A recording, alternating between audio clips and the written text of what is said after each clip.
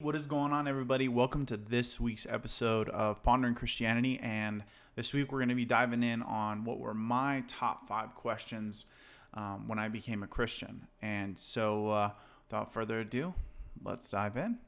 The first question I had was the conversion process. I know for some people that it was an immediate effect, that they're like, I gave my life to Jesus, I'm loving life.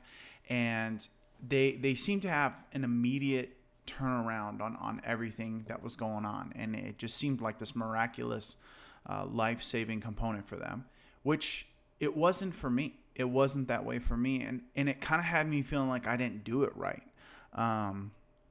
But later on, I found that that's not actually the case. That's not actually the scenario that every Christian goes through. For everyone, it's honestly, it's so unique for every single person that it's a little bit different. I mean, for me, and C.S. Lewis describes it best, that it's kind of like awakening from a dream, like waking up to this truth or this reality that you had known was there, but you never quite had a full handle on it. So if I could go back in time and kind of talk to the younger Christian version of me, and for anyone out there who is a new Christian, that would be my first piece of advice, would be don't compare your testimony or your conversion to believing in Christianity to anyone else's, because it's gonna be different in some way, shape, or form. And if you focus too much on that, it might become something that you suddenly are like, man, like I must not have done it right, I need to do it again.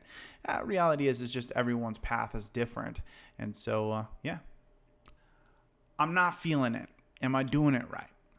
And what I mean by I'm not feeling it is, I'll have to use the Mormon phrase of the burning in the bosom.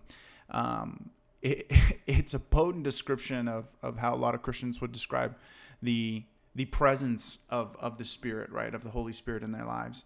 And for a lot of newborn Christians, or even veteran Christians for that matter, it's difficult, right? It's like it's hard to know if am I feeling it? What's that feel like? Like, how do I know when I have the feeling? Like, it's difficult to know what something feels like if you've never felt it, or perhaps you felt it and no one's ever described it to you before. You wouldn't really know what that meant. And this is common in the human experience. You see a lot of people who are like, oh, I just thought this was something else, and it turned out to be like, no, this is actually a symptom of something greater. Now, granted that a symptom of a disease or something like that is a negative connotation, but it does serve the illustrative purpose of showing that you have an inclination to feel something that you're not quite sure what that is, or maybe you never even pay attention to it because of the fact that you never really felt the need to explain it. It just, you felt you liked it, it felt at home, therefore no explanation necessary. So if you're not feeling it, chances are you're not alone. I mean, a lot of people go through their whole lives and they have moments where they get that, but it's not always with them. So it's a bit of a meditative peace of mind component that you develop over time as you grow in your relationship with God, as you grow in your relationship in Christianity. These things will become easier and easier, but at first they'll be very, very difficult for a lot of different reasons. Okay, but I'll say this, that at the end of the day, you continue to practice reading, learning, and trying to grow that relationship, and you will reap the benefits of it.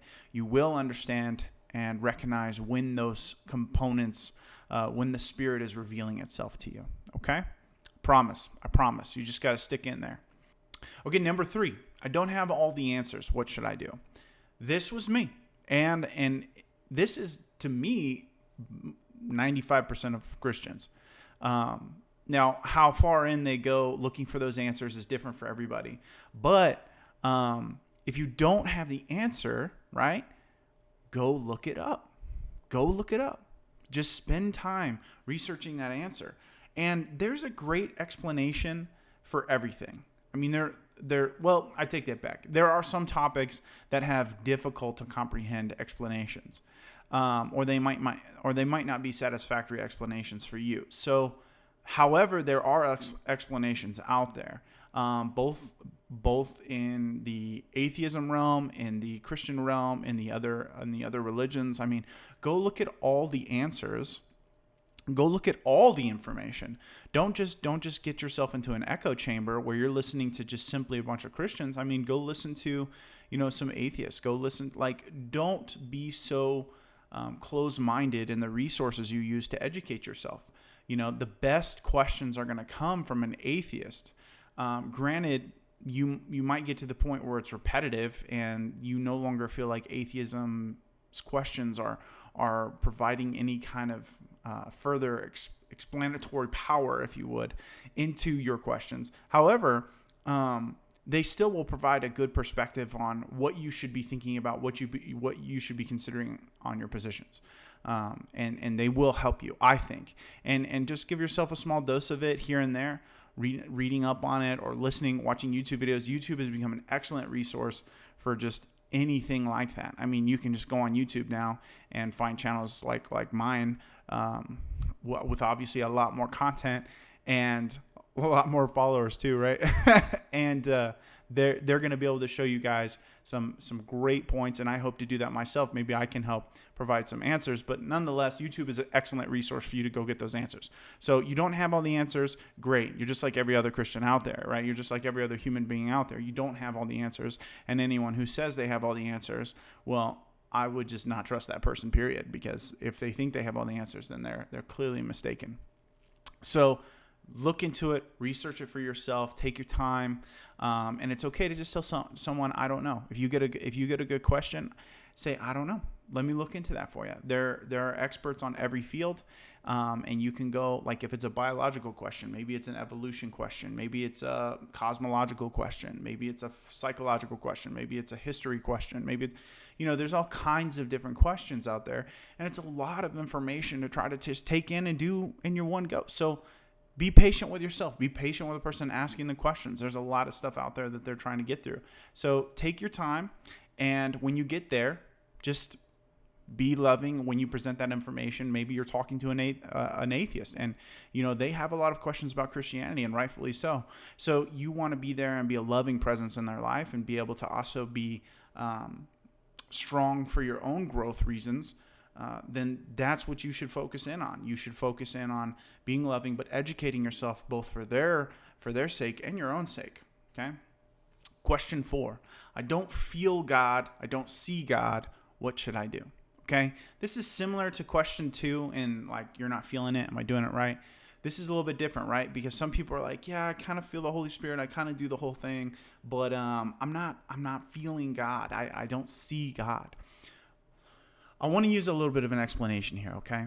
And so follow me here, okay? This is going to be a teaching moment. Think about recognizing God's presence in your life and in the world in general, kind of like watching an intricate sport, okay?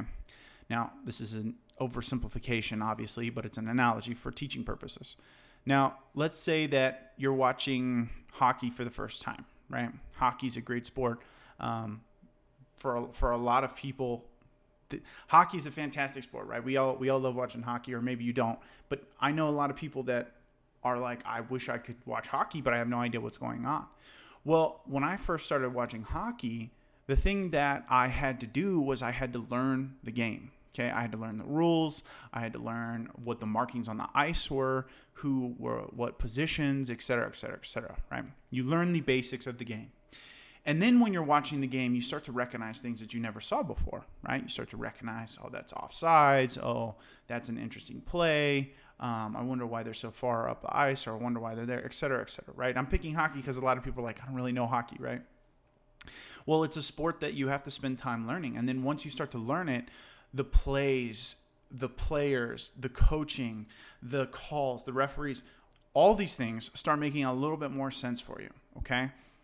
That's kind of like what Christianity is. That's kind of, especially when it comes to recognizing God in your life and in other life, in the day-to-day of the world, that's very much what it's like. If you never take the time to learn hockey, right, of course you're going to be like, I never noticed this good player, right? Because the better you learn, the more you learn the sport, right, the better you get at recognizing a good play, a good player, a subtle technique, a shift in the hips, a move in the skates or whatever, right? Like you start to respect and love the players more because you see the work they're putting in. You see these subtle things that they're doing to recognize the difference between a good player, a bad player, et cetera, et cetera. So in that same sense, I don't feel God, I don't see God.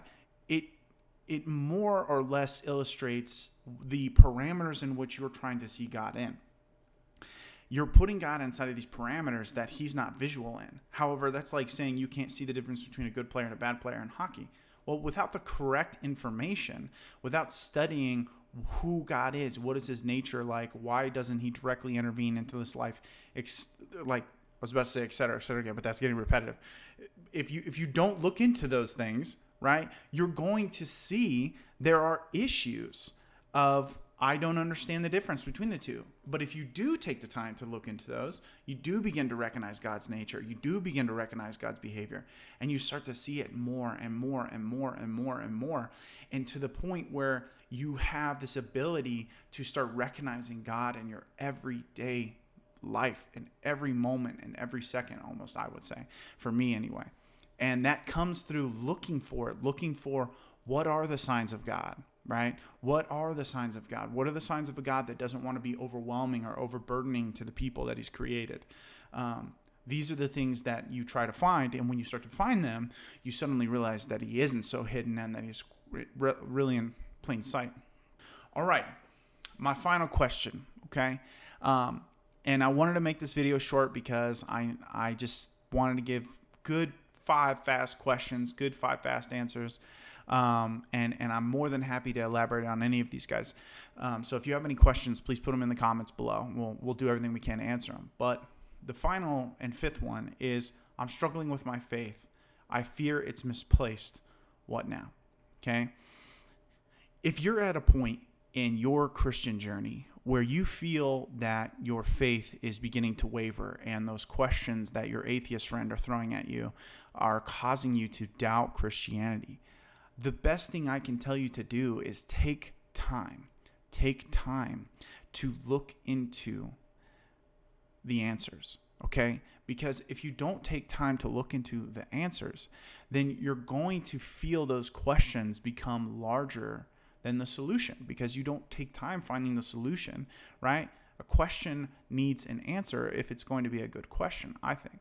So at the end of the day, when you feel like your faith is wavering, then you should take some time to reflect on what is the root of causing your faith to waver. Because if you leave your faith, if you leave your belief system and you say, you know what, I'm done with this, I think it's fake, right? For whatever reason you determined to do that, you're still going to want to be able to explain to other people, right, why you did that. Because for me, if I leave Christianity, it's because I believe it to be false. And if I'm leaving something that I feel is false, then I'm going to want to know the reasons why it's false. And I'm also going to want to know what the experts had to say to those questions and give a good answer for those things. But the reason I am a Christian and become a stronger and more firm Christian is because of my investigative practices turn up answers that I find very coherent and revealing of the world as it really is. Truth has this special ring to it. And when you hear it, you're like, that seems to make sense.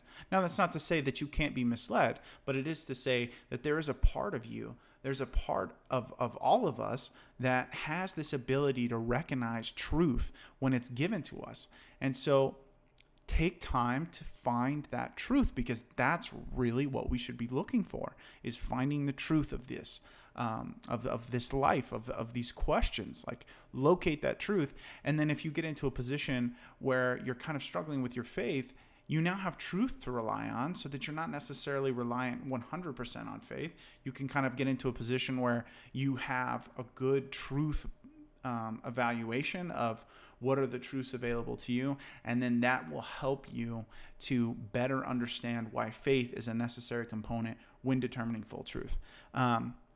That's kind of a deep topic. I apologize if that didn't make sense, but it's a comprehensive answer, I feel, that I think would do a great job for anyone who comes back to watch this video maybe later on. So really take the time, use those two components, right? I believe that the Spirit is the Spirit of truth, right? The Holy Spirit refers to itself as the Spirit of truth.